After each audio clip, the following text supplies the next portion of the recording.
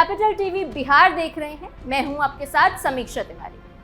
संसद के बजट सत्र के दौरान राष्ट्रपति के अभिभाषण पर धन्यवाद प्रस्ताव की चर्चा शुरू होते ही माहौल गर्मा गया। इसी बीच सदन में बिहार से जुड़ा एक बड़ा और भावनात्मक मुद्दा गूंज उठा, जिसने राजनीतिक गलियारों के साथ साथ इतिहास प्रेमियों का भी ध्यान खींच लिया।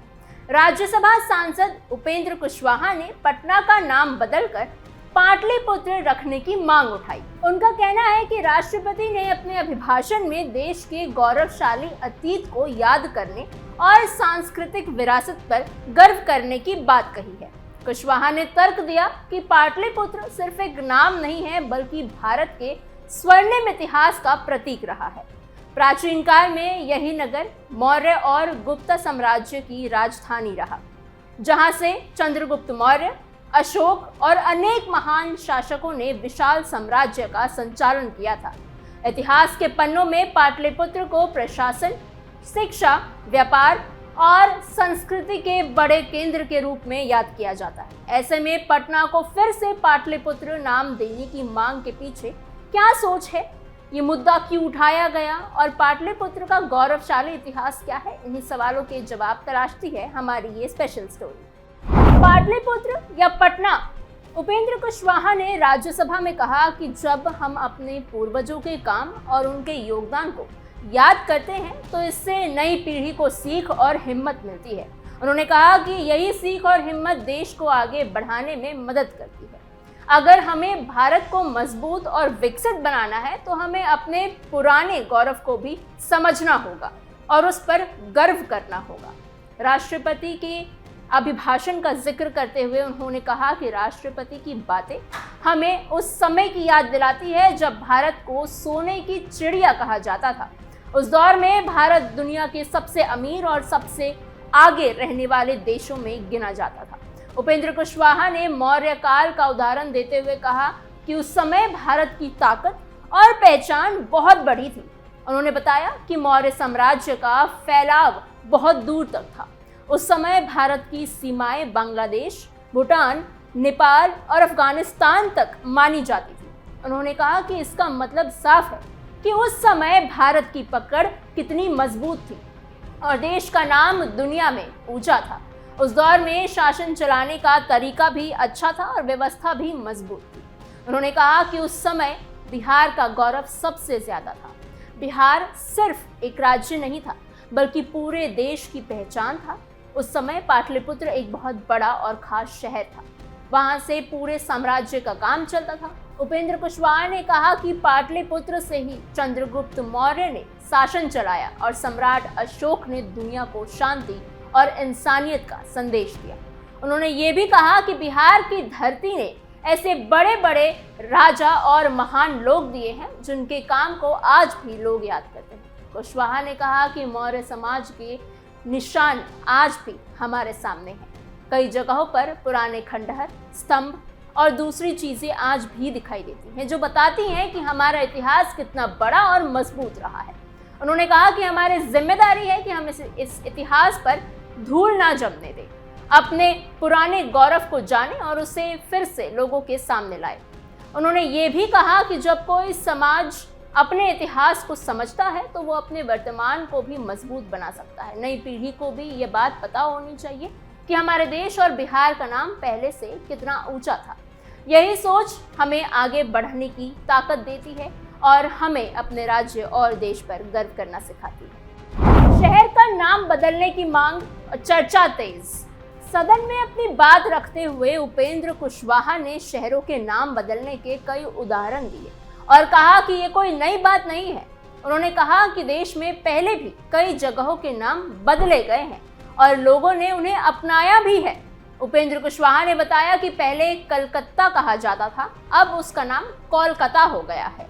इसी तरह उड़ीसा का नाम बदलकर ओडिशा कर दिया गया है। उन्होंने बम्बई का उदाहरण भी दिया और कहा कि आज उसे मुंबई के नाम से जाना जाता है। उन्होंने कहा कि नाम बदलने से किसी शहर की पहचान और इतिहास को सही तरीके से सामने लाने में मदद मिलती है।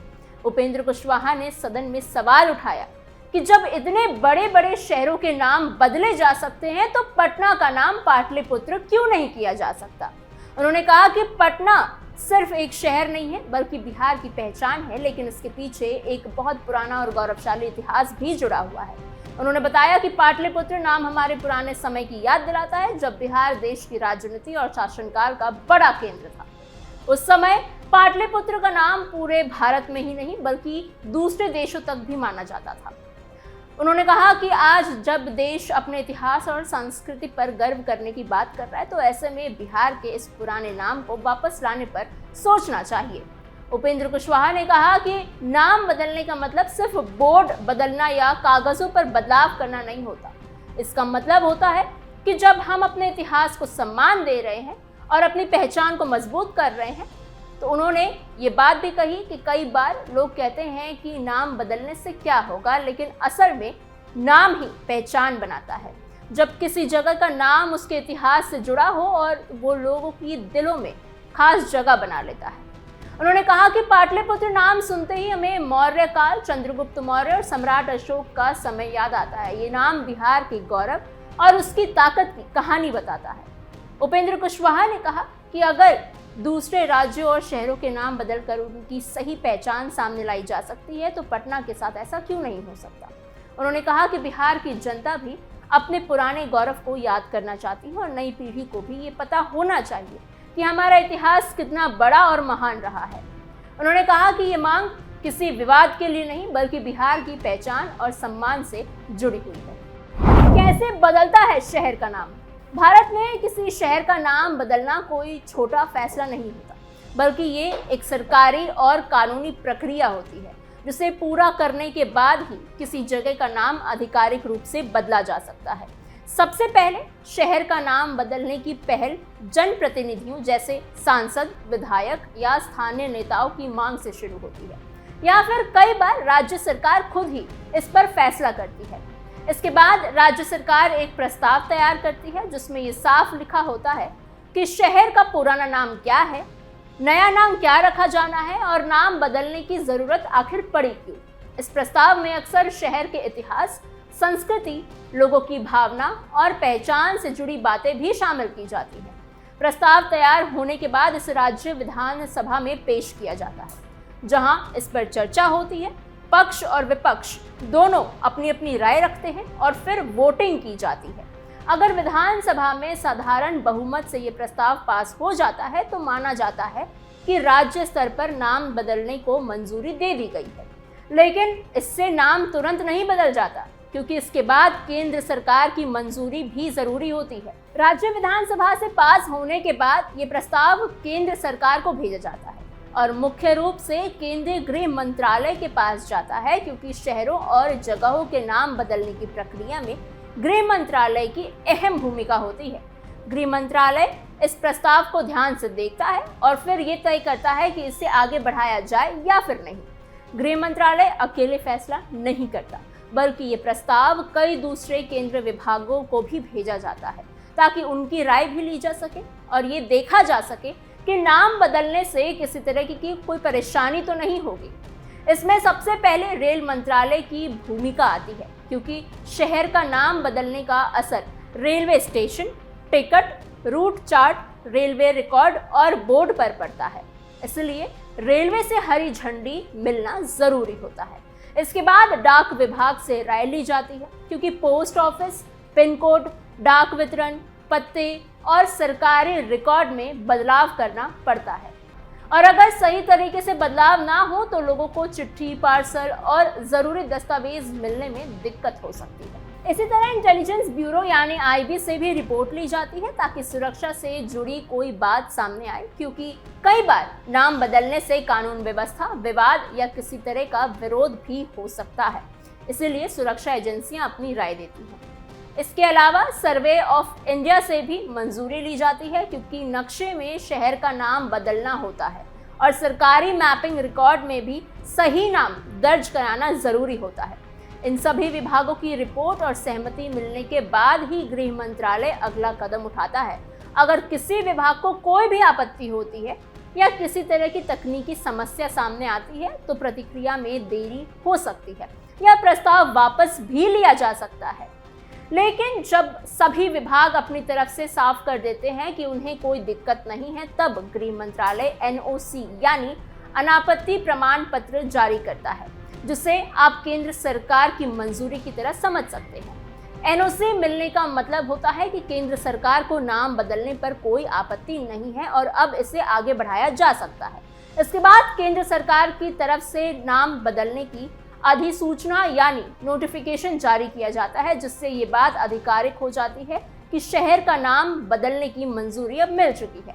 हालांकि कई मामलों में अंतिम कदम राज्य सरकार के स्तर पर ही पूरा होता है, क्योंकि केंद्र से मंजूरी मिलने के बाद राज्य सरकार अपने स्तर पर अंतिम आधिकारिक अधिसूचना जारी करती है और इसे गैजेट में प्रकाशित करती है। गैजेट में छपने के बाद ही शहर का नया नाम पूरी तरह से लागू माना जाता है और फिर धीरे धीरे हर जगह पुराने नाम की जगह नया नाम इस्तेमाल होने लगता है।